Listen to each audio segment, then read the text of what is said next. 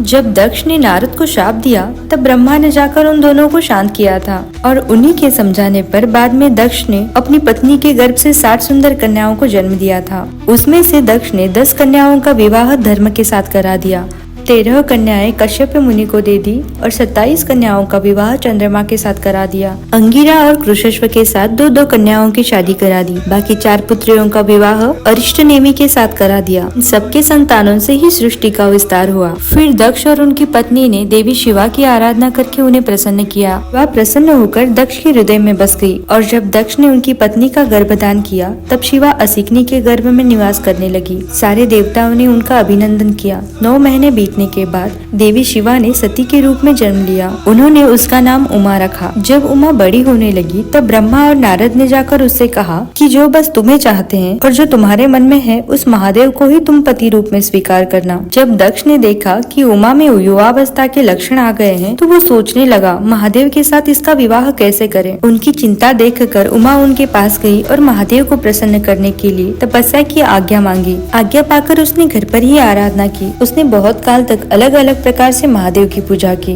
ध्यान किया। देवता इसे देखकर बड़े प्रसन्न हुए और वह सारे महादेव के पास गए और उनकी स्तुति करके उन्हें प्रसन्न किया। और ब्रह्मा ने महादेव को समझाते हुए कहा कुछ ऐसे असुर उत्पन्न होंगे जो मेरे हाथों से मारे जाएंगे और कुछ ऐसे जो भगवान विष्णु के हाथों से मारे जाएंगे, पर कुछ ऐसे असुर होंगे जो सिर्फ आपके वीर्य से उत्पन्न हुए पुत्र से ही मारे जा सकते हैं, क्योंकि आप सदा राग द्वेष को छोड़ के योग युक्त रहते हैं। अगर आप ऐसे ही दया भाव से अनुग्रहित रहेंगे तो सृष्टि का पालन का कार्य कैसे होगा। मैं विष्णु और आप उन शिव और शिवा के ही पुत्र हैं। मैं और विष्णु आपके आदेश से लोक की सृष्टि और पालन कर रहे हैं, तो विश्व हित के लिए आप भी विवाह कर ले। शिवजी ने पहले से ही कहा था कि मैं ब्रह्मा के ललाट से पूर्ण रूप में प्रकट होऊंगा और एक स्त्री से विवाह करके उत्तम कार्य की सिद्धि करूंगा, तो उस प्रतिज्ञा को पूर्ण करे। फिर भी भगवान रुद्र जो खुद शिव हैं, उन्होंने विवाह को बंधन कहकर मना कर दिया। फिर सबका अनुरोध और विनती देखकर उन्होंने जगत हित के लिए विवाह करना स्वीकार किया, पर उन्होंने एक शर्त रखी कि जो नारी विभाग पूर्ण मेरे तेज को ग्रहण कर सके और जो इच्छा अनुसार रूप धारण करने वाली हो, जब मैं योग में तत्पर रहूं तब वो भी योगिनी बनकर रहे, मैं उसी से विवाह करूंगा। जो मेरे शिव चिंतन में विघ्न डालने वाली होगी वह मेरे साथ जीवित नहीं रह सकती, और अगर उस स्त्री को मेरे वचन पर अविश्वास होगा